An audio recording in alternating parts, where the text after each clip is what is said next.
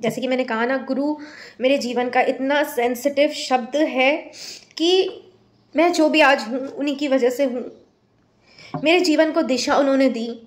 मैंने जो पाया, जो पाना चाहा, वो उन्हीं की प्रेरणा से, मतलब जगत का भी मैंने जो चाहा ना वो मुझे मिला। और उसको देने के बाद ईश्वर ने मुझे बताया, हाँ तो कोशिश करती हूँ। एक्चुअली जब हम गुरु के भी जब शिविर वगैरह होते थे तो गुरु पे बोलने के लिए मुझे बुलाया जाता था, तो लोग मुझे यही कहते थे, अब ऐसा कुछ मत बोलना कि खुद भी रो और हमें भी रुला दो।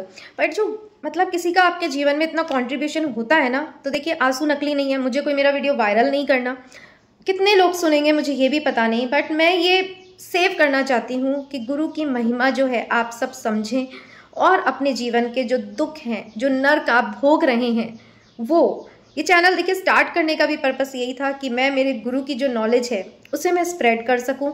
मेरा उद्देश्य यही था कि मुझे जो इस कलयुग में इतने सशक्त, इतने ईश्वर तुल्य गुरु मिले, तो उन्होंने जो भी मुझे सिखाया मैं आप सब लोगों को बताऊं, ताकि आप, मैं ये नहीं कह रही आपको संन्यास लेना है, संन्यास मैंने भी नहीं लिया है, बट मैं ये कह रही हूँ कि आप उस महिमा को समझें और अपने जीवन के दुख से, प्रारब्धों से आप बच जाएं।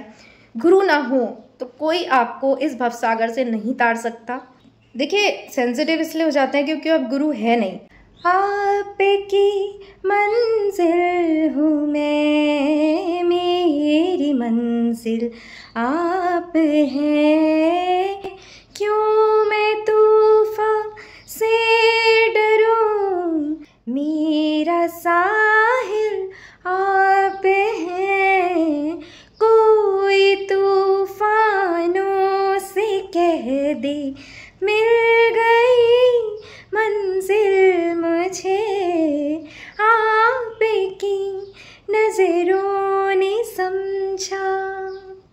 Welcome again to my channel, it's me, मैं हूँ। और आज है गुरु पूर्णिमा और आप सब सोच रहे होंगे कि ये गाना मैंने किस कॉन्टेक्स्ट में गाया। देखिए आपको लग रहा होगा कि ये तो फिल्मी गीत है। जी देखिए, फिल्मी गीत भी जो होते हैं उसके लिरिक्स कितने बढ़िया होते हैं, आप किसी भी संदर्भ में उसे गा सकते हैं।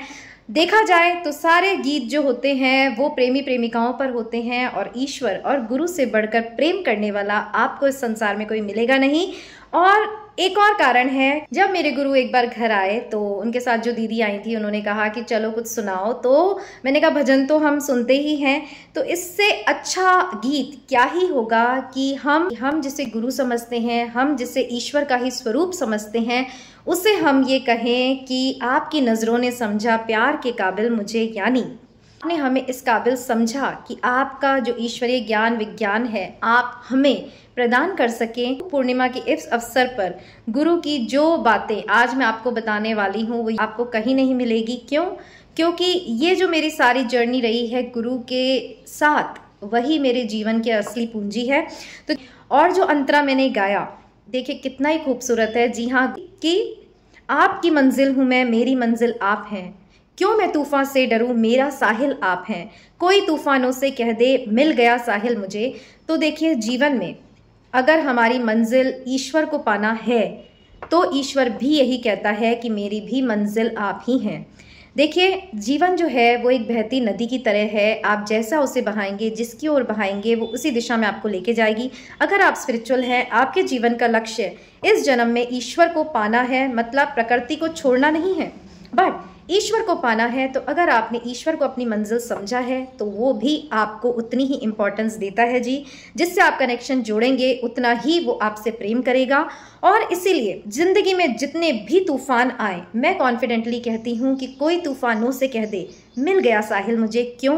क्योंकि जब आप अपने विश्वास, प्रेम और आस्था की डोर ईश्वर के हाथों में सौंपते हैं, जगत की नहीं, तो फिर आपको ये विश्वास होता है कि सभी को चलाने वाला, इस पूरी सृष्टि को चलाने वाला, उन लोगों को चलाने वाला कि जिन पर हम विश्वास करते हैं कि ये हमसे प्रेम करेगा या ये हमारा विश्वास नहीं तोड़ेगा, उन सभी को भी चलाने वाला सबसे ऊंची सत्ता वो है ईश्वर की। और जब आप अपनी डोर उस ईश्वर के हाथों में सौंपते हैं तो सचमुच आपकी ज़िंदगी वही चलाता है। और अब प्रश्न आता है कि क्योंकि गुरु पूर्णिमा है, जो डोर आपने अपने जीवन की उस ईश्वर को सौंपी है, तो अब उससे मिलाने की कड़ी जो है वो गुरु के द्वार से ही होके गुजरती है, क्योंकि जैसे कि हम कहते हैं कि जीवन में आपको कुछ भी सीखना है तो उसके लिए आपको गुरु, टीचर, ट्रेनर की ज़रूरत होती है। कोई भी ज्ञान हो, अगर आपको पढ़ाई करनी है, अगर आपको गिटार बजाना सीखना है, अगर आपको डांस करना सीखना है, तो हर क्षेत्र में आपको एक टीचर की ज़रूरत पड़ती है। पर जब हम अध्यात्म की ओर आते हैं, हम सोचते हैं शास्त्र हैं हमारे सामने, यूट्यूब वीडियोज़ हैं हमारे सामने, आध्यात्मिक शिक्षा और समझ पाने के लिए हमें किसी की गुरु की ज़रूरत नहीं है। क्यों? क्योंकि आजकल जो हम आध्यात्मिक क्षेत्र में देखते हैं कि गुरु भी हमें जो है वो प्रमाणिक नहीं मिल पाते। तो सारी बातों पे आज हम इस गुरु पूर्णिमा पे बात करने वाले हैं। तो मैंने इस वीडियो की शुरुआत में आपको बताया कि आपका और ईश्वर का रिश्ता कैसा होना चाहिए। सेकंड, मैंने आपको बताया कि ईश्वर से जोड़ने की कड़ी जो होती है वो गुरु से होकर गुजरती है। तो इससे आपको ये पता चलेगा कि आपके जीवन में गुरु की महिमा क्या है और महत्व क्या है। आगे इस वीडियो में आप मेरी बात से सहमत होंगे। फिलहाल इस वीडियो को स्टार्ट करते हैं। और मैं दूसरे भी टॉपिक्स पे वीडियो बनाती हूँ तो मेरे पास कोई स्क्रिप्ट नहीं होती। जैसे कि मैं कहती हूँ मैंने मेरे गुरु का नाम लिया और मैं बैठ जाती हूँ। आज भी स्क्रिप्ट नहीं है, बट मुझे सब लिखने की पॉइंट्स इसलिए ज़रूरत पड़ी क्योंकि गुरु एक इतना सेंसिटिव जो शब्द है, मेरे जीवन का जो सूत्रधार है, क्योंकि मेरी जो सारी जर्नी रही है वो गुरु के सानिध्य में ही रही है। इसलिए गुरु इस एक शब्द पर मैं अगर बोलना शुरू करूंगी तो मुझे नहीं लगता मैं कहाँ तक बोलूंगी, कितना बोलूंगी और आप लोग भी कितना सुन पाएंगे। इसलिए आज गुरु पूर्णिमा पर मैं ये पॉइंट्स लिख कर लाई हूँ ताकि गुरु क्या होते हैं, उसकी महिमा क्या है, गुरु क्यों होना चाहिए, इस टॉपिक पर आपको कुछ इन्फॉर्मेशन मैं दे सकूं। आध्यात्मिक वीडियोस आपको बहुत मिल जाएंगे, बट आज मैं जो व्याख्या करूंगी वो मेरे अनुभव की होगी। अगर आपको पसंद आए तो यहाँ ज़रूर लिखिएगा कि गुरु के बारे में हाँ आपको भी ऐसा ही लगता है, और अगर आपके कोई गुरु हैं तो उनका भी नाम यहाँ लिखिएगा। उन सबको मेरा प्रणाम। पहले तो छोटा सा इंट्रोडक्शन दे दूं। मेरे गुरु रहे हैं स्वामी धर्म प्रेमानंद जी सरस्वती, जिन्होंने कोई प्रचार प्रसार ज़्यादा नहीं किया। उन्होंने एकांत में अपनी साधना शुरू करी और उनका ये संकल्प था कि उन गिने चुने लोगों को, देखिए वो कहते थे हमेशा कि भीड़ इकट्ठा करना उनका मकसद नहीं है, उनको ईश्वर के रास्ते चलना है। मतलब इस प्रकृति में रहते हुए, अलग बैठ के नहीं, घाटी गुफाओं में। देखिए घाटी गुफाओं में साधना करना तो बहुत आसान होता है, पर इस जगत में रहकर आप साधना करेंगे जहां आपकी हर पल परीक्षा ली जाएगी तो ही वो सच्ची आध्यात्मिक यात्रा होगी। तो जैसे कि मैंने कहा मेरे गुरु जो थे बॉम्बे से थे। आज इस गुरु पूर्णिमा पे, क्योंकि मुझसे लोग इतना पूछते हैं, जब वो मेरी लाइफस्टाइल देखते हैं, मेरे जीवन में मिरेकल्स देखते हैं, तो सब मुझसे पूछते हैं कि आपके गुरु कौन हैं। तो गुरु के सानिध्य में की गई यात्रा बिना गुरु के इंट्रोडक्शन के कंप्लीट नहीं होगी। तो मेरे गुरु रहे हैं Swami Dharma Premanand ji Saraswati. At the age of 40 उन्होंने संन्यास लिया। बॉम्बे के रहे हुए हैं, चीफ एडिटर रहे हुए हैं। बट एक दिन उनकी किसी संत से मुलाकात हुई और उन्होंने उनसे कहा कि आपके संन्यास का योग है। तो मेरे गुरु ने कहा कि देखिए मैं रहता तो सन्यासी की तरह ही हूँ, और आध्यात्मिक यात्रा करने के लिए सन्यासी होना नहीं होना इससे कोई फर्क नहीं पड़ता, वो अंदर की यात्रा होती है। तो ये कॉन्सेप्ट मेरे गुरु का हमेशा रहा है। बट उन्होंने उन्हें समझाया कि अगर आपको आध्यात्मिक यात्रा करनी है और लोगों को उस ईश्वर की ओर लेकर चलना है, तो कहते हैं ना कि हर चीज़ की अपनी एक महिमा होती है। तो इसी तरह अगर आपको लोगों को स्पिरिचुअली गाइड करना है तो आपको भी सन्यास की ओर आना होगा, और तभी आप सन्यासियों के साथ रहकर तप, तपस्या, त्याग और अध्यात्म को जान पाएंगे। क्योंकि ऐसे भगवा वेश को जब आप धारण करेंगे तो आपको सही नॉलेज उसकी होगी और कोई आपको रोकेगा नहीं। तो मेरे गुरु ने कहा कि आपके पास 1 घंटा है, आप मुझे सिद्ध कीजिए मुझे सन्यास क्यों लेना चाहिए। और आप यकीन मानिए उस 1 घंटे में मेरे गुरु जी का इतना माइंड जो है वो कन्विंस हो गया कि हाँ, और उन्होंने एक क्षण भी नहीं लगाया और अपना सर्वस्व, प्रोफेशन हो चाहे घर हो, छोड़कर निकल पड़े उस ईश्वर की तलाश में, और यहीं से उनकी आध्यात्मिक यात्रा शुरू हुई। तो छोटा सा इंट्रोडक्शन मैंने इसलिए दिया कि जिस गुरु के बारे में मैं बताने जा रही हूँ, सबसे पहले आपको वो समझ में आए कि वो कोई साधारण पुरुष नहीं थे। देखिए आज अगर मुझे कोई बोले कि संन्यास लेना है या सब कुछ छोड़ना है, तो मतलब मुझे कितना सोचना पड़ेगा, मतलब मैं ले ही नहीं सकती। आपको भी अगर कभी घर से कुछ दिन के लिए जाना पड़े तो आप सोचते हैं मैं ये भी ले जाऊँ, मैं वो भी ले जाऊँ, मुझे इसकी ज़रूरत पड़ेगी। और ऐसा व्यक्ति जिसने एक बार ठान लिया कि हाँ मेरे लिए ईश्वर ने ये मार्ग प्रशस्त किया है, इसलिए ही ऐसा कोई गुरु मुझे मिला जो मुझे आध्यात्म की ओर ले जाने के लिए सन्यास की दीक्षा दे रहा है, तो उन्होंने एक क्षण भी नहीं लगाई सर्वस्व छोड़ने के लिए। तो यहीं से सिद्ध होता है कितने महापुरुष वो हैं। हाँ, आज वो शरीर में नहीं रहे, पर मेरे लिए वो हमेशा जीवित जागृत चेतना ही रहेंगे। क्यों?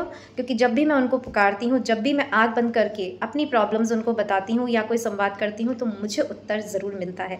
तो चलिए, आज इस गुरु पूर्णिमा के पर्व की देखिए पहले ही 11 मिनट हो चुके हैं। कोई फ़र्क नहीं पड़ता जी, भले ही ये वीडियो लंबा हो, जिसको इंटरेस्ट होगा वो देखेगा। गीता का ज्ञान सिर्फ एक अर्जुन को ही दिया गया था, ये मेरे गुरु हमेशा कहते थे। तो ये जो मैं इम्पॉर्टेंट बातें आज बता रही हूँ, वो भी ना ही समय सीमा आज हम नहीं रखते हैं और शुरू करते हैं आज गुरु पूर्णिमा पर।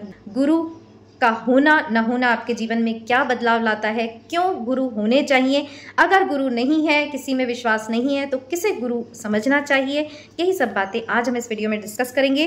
तो हमारे शास्त्रों में गुरु की जो महिमा है वो ईश्वर से भी ज़्यादा कही गई है। ईश्वर से भी पहले हमें गुरु को प्रणाम करना चाहिए, और अगर ऐसी बात कही गई है तो समझ लेना चाहिए कि गुरु का मूल्य हमारे जीवन में क्या होना चाहिए और गुरु हमारे क्यों होने चाहिए। भी दोहा सुना होगा कि गुरु गोविंद दोनों खड़े, ताते लागू पाए, बलिहारी गुरु आपकी गोविंद दियो मिलाए। कि अगर गुरु और कृष्ण, मतलब मेरे इष्ट कृष्ण है तो कृष्ण ही आता है। आप जो ईश्वर मान, जिसमें विश्वास करते हो, माता में, हनुमान जी में, जो इष्ट आपके होने ले लीजिए, कि अगर वो दोनों सामने खड़े हैं, ताते लागू पाए, किसके जाके मैं पहले पैर लगूं कि मर्यादा बनी रहे, कोई नाराज ना हो, तो कहते हैं कि भाग कर जाइए, पहले गुरु के कदमों में गिर जाइए, क्योंकि उस ईश्वर तक पहुंचने का रास्ता ही गुरु दिखाते हैं। आगे बात करते हैं कि गुरु शब्द का अर्थ क्या है।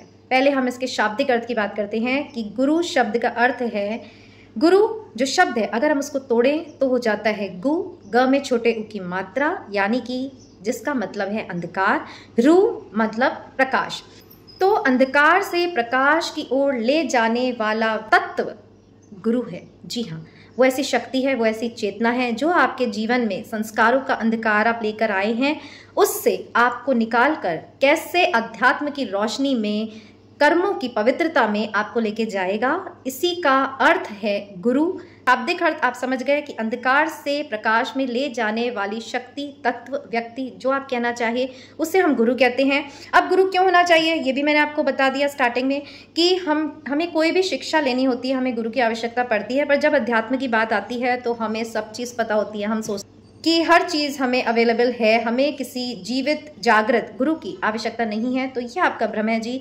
साधना जो होती है ईश्वर के, वो गुरु के सानिध्य के बिना हो ही नहीं सकती, क्योंकि प्रारब्ध की शक्तियां आपको ऐसा घेरती हैं कि वो आपकी बुद्धि पर भी कंट्रोल करती हैं। आप अगर किसी किताब को भी गुरु बनाएंगे, किसी वीडियो को भी गुरु बनाएंगे, तो वो आपको वही नॉलेज पहुंचाएगी जो आपके प्रारब्ध में है। मतलब अगर आप सोचते हैं आपको कोई डिसीजन लेना है, आपको समझ नहीं आ रहा है, आपके गुरु कोई नहीं है और आपको चाहिए भी नहीं, तो आप सोचते हैं इधर उधर से नॉलेज इकट्ठा करें, पर याद रखिए आप तक वही चीज़ पहुंचाई जाएगी जो आपके प्रारब्ध में है।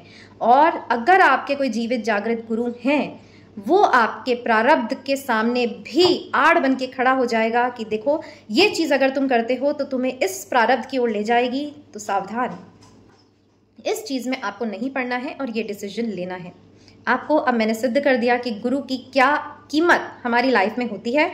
और देखिए, आपकी भी गलती नहीं है। आजकल जो धर्मगुरु हम चारों ओर देखते हैं, कुछ ना कुछ हमें ऐसी बातें सुनने को मिलती हैं कि गुरु भी प्रामाणिक नहीं रह गए हैं। हमें ऐसा लगता है कि ये भी एक प्रोफेशन सा बन गया है कि शिष्य बनाओ, ये करो, वो करो। तो मैं आपको बता दूं, देखिए, अगर कोई डॉक्टर किसी स्कैम में पकड़ा जाता है, कोई वकील किसी स्कैम में पकड़ा जाता है, तो हम डॉक्टर्स के जाना नहीं छोड़ते, तो हम वकीलों के जाना नहीं छोड़ते। क्यों? क्योंकि ये हमारे जीवन की ज़रूरत है। पर जब हम अध्यात्म को हमारे जीवन की ज़रूरत समझते ही नहीं, हम ऐसे ही अपनी लाइफ को बिताना चाहते हैं, तो फिर गुरु का भी मूल्य हम कभी समझ नहीं सकते। तो ये बात जानना बहुत ज़रूरी है कि अगर कोई एक गलत है तो उससे पूरी दुनिया गलत नहीं हो जाती। देखिए, ईश्वर की सृष्टि का नियम है कि जो भी किसी चीज़ का दुरुपयोग करेगा, जो भी किसी को धोखा देगा किसी के भी नाम पर, वो उसका फल भोगेगा। तो इसलिए अगर कोई ईश्वर के नाम को गलत इस्तेमाल करे, तो आप देखते हैं कि अगर कोई संत प्रमाणिक ना हो तो उसका हश्र तो और भी ज़्यादा बुरा होता है। ऐसा हमें समाज में दिखाई देता है। क्यों? क्योंकि समस्त धरती का जो मालिक है, आप उसी से छल करने चले हैं, उसी के नाम पर लोगों को ठगने चले हैं, तो फिर ऐसी ही स्थिति होनी है। पर पर इससे यह बात साबित नहीं होती कि सब ऐसे ही हैं और हमें गुरु की कोई आवश्यकता नहीं है, हमें इन लोगों से दूर ही रहना चाहिए। मेरे गुरु हमेशा कहते थे कि आप जिस अध्यात्म की जिस सीढ़ी पर होंगे आपको वैसा ही गुरु ईश्वर जो है वो आपके सामने लाकर खड़ा कर देगा। तो देखिए, अगर आपके जीवन में छल कपट है तो उसके भी गुरु आपको मिल जाएंगे जो आपको छल कपट करने के नए नए पैतरे, बचने के नए नए पैतरे सिखाएंगे। और अगर हम अध्यात्म की बात करें, अगर आप अध्यात्म की स्टार्टिंग फेज में हैं, देखिए जीवन तो कालांतर से चला आ रहा है, हम इसी जीवन की बात नहीं कर सकते। अगर देखिए मुझे एक जन्म में इतनी स्पिरिचुअल नॉलेज है तो सब कुछ उस जीवन का शून्य हो जाएगा, आपके रिश्ते नाते, आपकी उपलब्धियां, बट जो आपने ईश्वरीय ज्ञान प्राप्त किया है वो वहीं से शुरू होगा जहां से आपने छोड़ा था। तो इसे कह सकते हैं कि कोई अध्यात्म में कोई केजी में है, कोई फर्स्ट क्लास में है, कोई सेकंड क्लास में है, कोई सेकेंडरी में है और कोई पीएचडी में है। अब आपकी जो क्लास होगी उसी के अकॉर्डिंग गुरु आपको दे दिए जाएंगे। तो मैं स्वामी जी से पूछती थी कि आपका ज्ञान तो इतना प्रैक्टिकल है और उससे ही मुझे इतने चमत्कार देखने को मिल रहे हैं, तो ये जो बड़े बड़े पंडाल लगा के और सिर्फ यही बताते हैं कि कृष्ण ने ये किया, राम ने ये किया, पर उसको जीवन में अप्लाई कैसे किया जाए आपकी प्रॉब्लम सॉल्व करने के लिए, ये जब कोई नहीं बताता तो फिर इन सब का क्या फ़ायदा। तो मेरे गुरुजी कहते थे, देखिए अब गुरु की बात चली तो उनकी एक बात बहुत अच्छी थी, मैंने कभी भी उनके मुंह से बुराई नहीं सुनी। अगर आप डॉक्टर हैं, अगर आप उसके सामने किसी और डॉक्टर की तारीफ करते हैं ना तो वो आपको 10 बुराई गिरा देगा उसमें। कोई ब्यूटिशियन के सामने आप दूसरे पार्लर की तारीफें करिए, वो आपको 10 बुराई सुना देंगे। बट मैंने स्वामी जी के सरल स्वभाव को इतना करीब से देखा, वो कभी भी किसी के लिए भी बुरा नहीं कहते थे। उन्होंने मुझसे कहा कि देखो ऐसा नहीं है, जो जिस स्टेज में है उस वैसे ही गुरु तक ईश्वर पहुंचा देते हैं।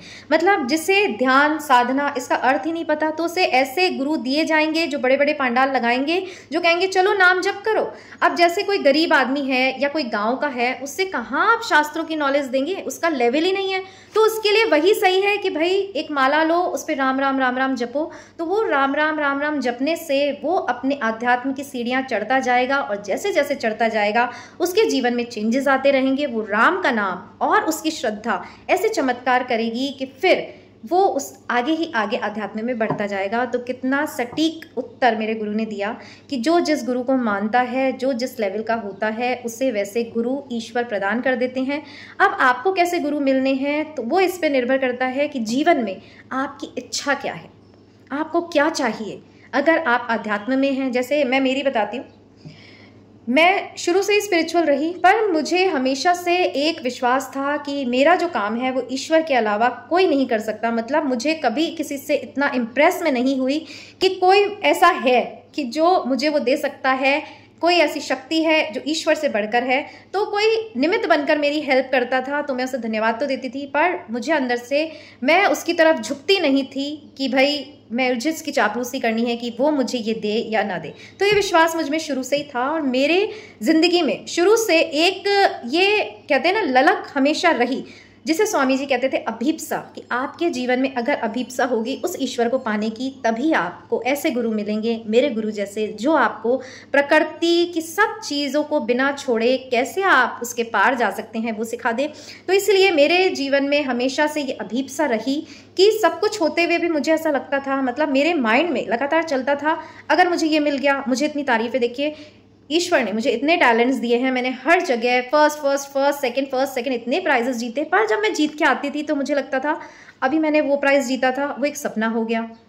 उस समय लोगों ने तालियां बजाई, आज वो भूल गए, आज मुझे ये अचीवमेंट मिला है ये भी भूल जाएंगे। देखिए इसे नेगेटिव होना नहीं कहते, इसे एनालिसिस कहते हैं। तो मुझे ये ऐसा लगता था कि जीवन की जो हर चीज़ है वो छूटने वाली है, तो वो ऐसी क्या चीज़ है कि जिसे मैं पकड़ लूँ जो मुझसे छूटे ना और जो शाश्वत हो। मतलब मेरा ये कॉन्सेप्ट था कि मुझे प्रकृति का तो सब चाहिए, बट मुझे वो ईश्वर की कृपा से चाहिए, मुझे वो ईश्वर द्वारा दिया गया चाहिए, प्रारब्ध द्वारा दिया हुआ नहीं चाहिए।